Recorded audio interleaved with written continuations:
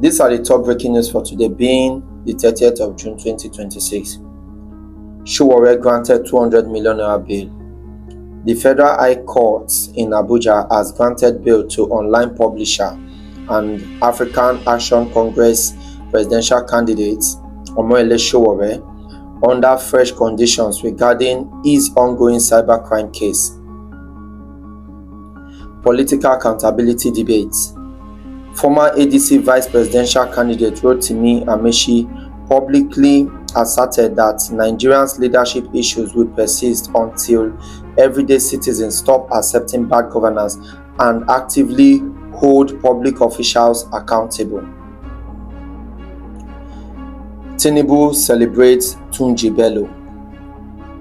President Bola Tinubu penned a major tribute to veteran journalist, lawyer, and current FCC PC CEO Tunji Bello ahead of his 65th birthday, praising his long-standing history in the country's progressive democratic struggle. Security. Military successes in the Northeast and Edo.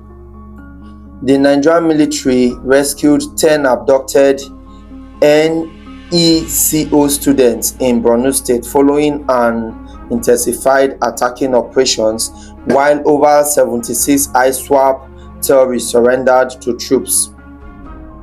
Down south in Edo State, police operatives rescued 11 abducted farm workers after an intense gun duel with kidnappers. No intake for repentant terrorists. DIG Isiaku Mohammed clarified the Nigeria Police Force stance, stating firmly that the NPF will not admit repentant terrorists into its rank. Forest raid near Lagos.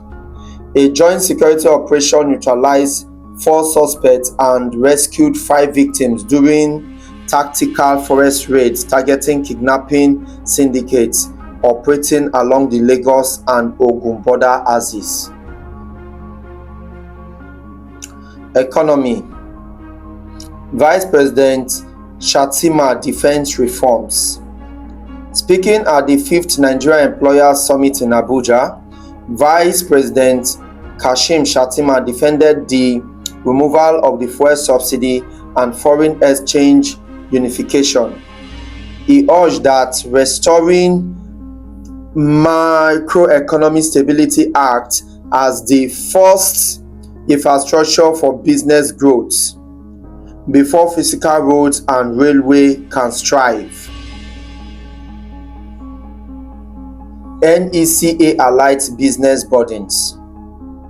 Concurrently, the Nigeria Employers Consultative Association (NECA) pointed out that while microeconomic reforms are necessary, businesses are currently bearing massive operational weight due to high energy costs, inflationary pressures, and exchange rate volatility.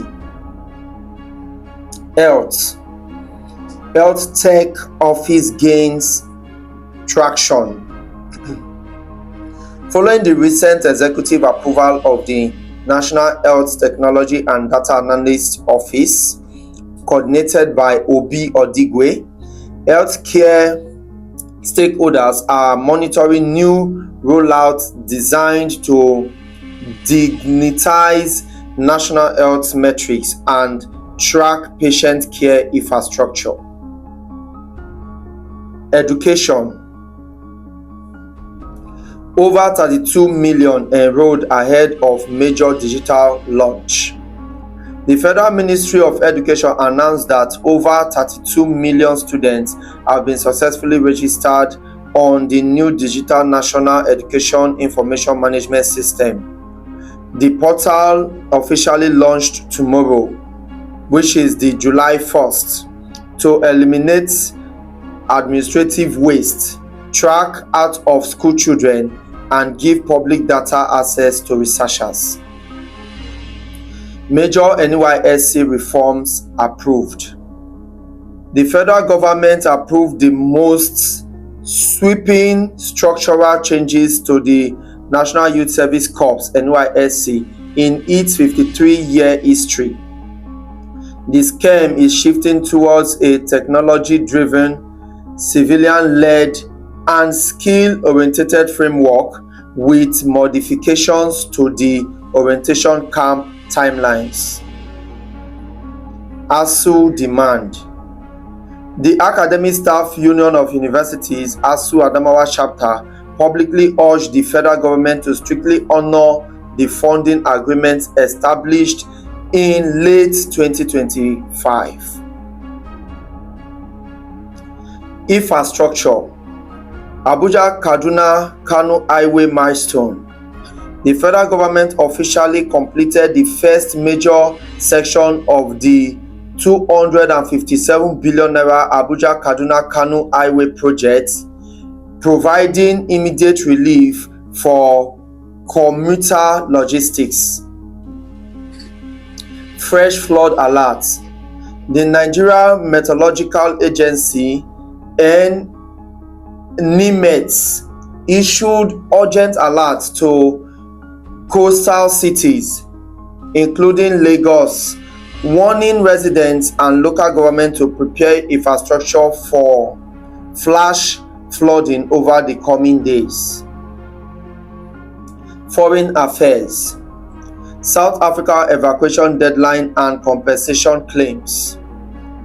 Today marks the official deadline for the federal government's voluntary evacuation of Nigerians from South Africa aimed rising anti-immigrant tensions.